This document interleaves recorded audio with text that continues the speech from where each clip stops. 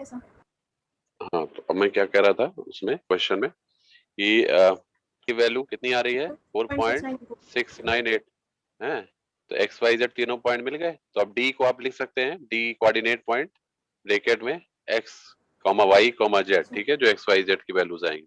ठीक है, अब थर्ड पॉइंट क्या पूछा गया है आपसे, डिस्टेंस फाइंड करने के लिए। डिस्टेंस कैसे निकालेंगे, ये आप लोगों ने वेक्टर कैलकुलेशन में पढ़ा होगा। दो पॉइंट्स आपको गिवन हो ज्योमेट्री में, तो डिस्टेंस कैसे निकालते हैं उसके बीच में, पता है? एक पॉइंट P1 है, एक पॉइंट P2 है। P1 के कोऑर्डिनेट x1 y1 z1 है, P2 के कोऑर्डिनेट x2 y2 z2 है। तो उनके बीच की डिस्टेंस कैसे निकालते हैं? Sir root x2 minus x1 square हाँ, plus y2 minus y1 y2 minus y1 square plus z2 minus z1 good, square. ठीक है। तो बस यही फॉलो करना है आपको, x2 माइनस x1 का square plus y2 minus y1 का स्क्वायर प्लस z। लेकिन एक चीज का ध्यान रखिएगा, C और D दोनों पॉइंट सेम होने चाहिए, मतलब वो भी x दोनों एक्स का वाई जेड, अरेंजमेंट। वो भी एक्स वाई जेड होना चाहिए और डी भी एक्स वाई जेड। तो सी वाला तो एक्स वाई जेड आपको ऑलरेडी गिवन था, ये देखिए दिख रहा होगा ना सामने, सी का एक्स वाई जेड तो गिवन ही था आपको, ठीक। और डी का एक्स वाई जेड अभी आपने निकाला है, अभी निकाल लिया ना डी के X Y yes sir. Z component. इस आर थीटा फाइव से X Y yes Z sir. आपने कैलकुलेट कर यस सर। लिया ना अभी, जो हमने बताया था एक्स वाई जेड फॉर्म में।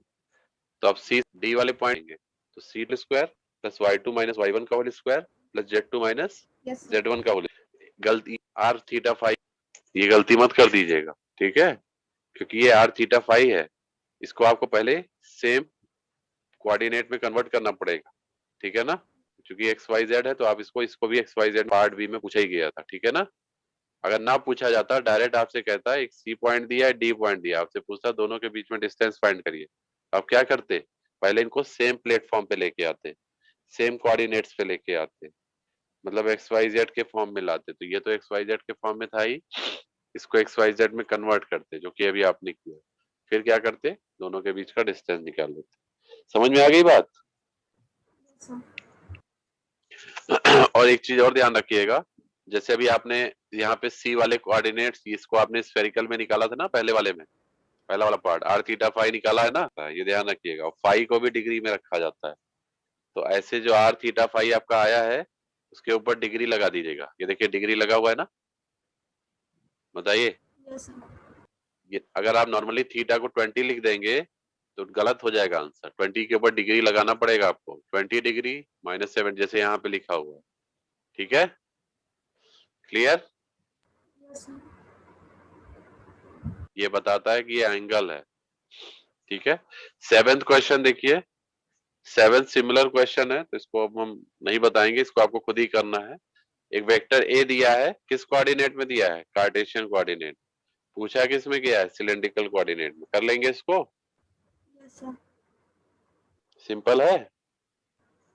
Yes sir. हाँ, ठीक है, आपको कुछ नहीं करना, सिलेंड्रिकल का इस कार्टेशियन कोऑर्डिनेट से रिलेशन आपको पता होना चाहिए, क्वेश्चन आराम से हो जाएगा, ठीक है। इसके बाद एट्थ क्वेश्चन देखें आप, एट्थ क्वेश्चन एट पॉइंट आ कर रहा है एक्स, इसको कोऑर्डिनेट्स को और फिर आप गुड। तो आप किस में कन्वर्ट करेंगे, रेक्टेंगुलर मतलब, तो आंसर आपका इन टर्म्स ऑफ, तो वो आर थीटा फाइव के फॉर्म में आएगा। फिर क्या करेंगे, कंपोनेंट दिया हुआ है यस सर। वैल्यूज में, आंसर यस आपको बता, देखो मेरे पास समझ, बहुत एशियन में कन्वर्ट करना, तो रेक्टेंगल कार्टेशियन में वो आएगा, ए एक्स दी हुई है वो वैल्यू, दिक्कत नहीं होगी, आंसर नोट कर, ए एक्स आएगा, यस हाँ नोट कर लीजिए, ए एक्स की वैल्यू आएगी -1.74 माइनस 1 पॉइंट, हो गया। सर।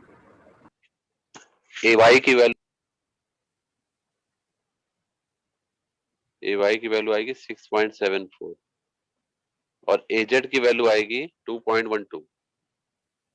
जब ये A X A Y A Z आ जाएंगे तो आपको इक्वेशन लिखनी होगी, expression A vector is equal to -1.754 A X cap two A Z cap, क्योंकि आपसे वेक्टर पूछा ना उसने, देखिए एक्सप्रेस हमेशा पूरा का पूरा एक्सप्रेशन लिखा जाता है, यस ठीक सर। है ना। हाँ, जब A X cap A X vector into A X cap plus A Y cap A Y A Z की वैल्यू रख दीजिएगा, ठीक है, क्लियर है, यस सर। ठीक है। इसका सोल्यूशन भी है, कहीं हम आपको एक बार दिखा देते हैं। रुक जाइए, आंसर हमारे हो रहा होगा तो उससे हमसे पूछ सकते हैं। रुकिए, वेट करिए, मैं दिखा दे रहा हूँ। ठीक है, ये आएंगे। ज्यादातर न्यूमेरिकल ही पूछा जाता है, थ्योरम पूछ ली जाती है, स्टोक्स थ्योरम पूछी जाती है, वो तो मैं आज आपको ज्यादा स्टोक्स है। क्या हो रहा है इसमें? Wait little bit.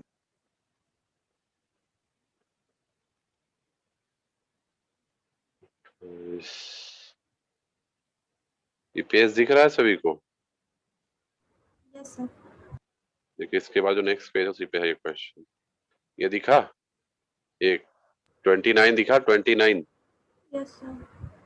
देखिए, वेक्टर ए गिवन था, located at point r theta phi, express A in terms of its rectangular component. ठीक है, तो देखिए x पता है r sin theta cos phi होता है, y r sin theta sin phi होता है, z r cos थीटा होता है। ठीक है ना? तो ये देखिए, यहाँ इन्होंने पहले तो सिंपली क्या कर लिया, इन्होंने क्या निकाल लिया, एक्स वाई जेड निकाल लिया ना। एक्स वाई जेड कैसे निकाल सकते हैं, r sin थीटा। पहले काम करिएगा, क्या ना, यस सर। मैट्रिक्स से करिएगा, इन्होंने मैट्रिक्स मेथड नहीं फॉलो किया, निकालिएगा।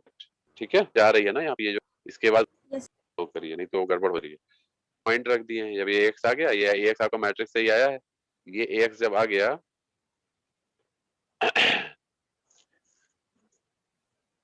तो इन्होंने क्या किया है फिर, ये देखिए 45 डिग्री और 45 डिग्री पे इसको निकाल लिया है। ठीक है, क्लियर?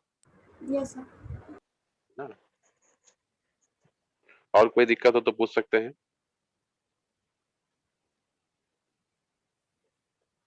बताइए।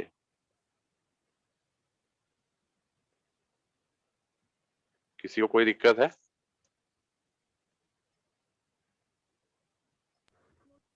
Yes sir. तो हम लोग अगले लेक्चर उसमें, यस सर। हाँ, जो देखिए इसके बाद वाले क्वेश्चन है, क्योंकि अब कन्वर्जन वाले तो हमने आपको बता दिए। क्वेश्चन नंबर 9 से जो है डिफरेंशियल लेंथ, डिफरेंशियल इंटीग्रल और इसके क्वेश्चंस हैं। ठीक है, तो ये क्वेश्चन हम लोग डिस्कस करेंगे। इसके बाद आपके ऑपरेटर्स आ जाएंगे। ठीक है, डेल और ग्रेडियंट और डाइवर्जेंस, ये सारी चीजें आ जाएगी। ठीक है ना? Yes sir. क्लियर? जैसे पढ़ाया है हमने वैसे वैसे ही आपका पूरा क्वेश्चंस भी है उसी फॉर्म में। लास्ट में Stokes theorem, Laplacian of scalar, फिर आप तो फिलहाल अब अभी तक हम लोगों ने और कर्ल है, फिर स्टोक्स थ्योरम। क्लियर है ना? Yes sir. ठीक है, किसी को कोई डाउट होगा तो हमसे पूछिएगा।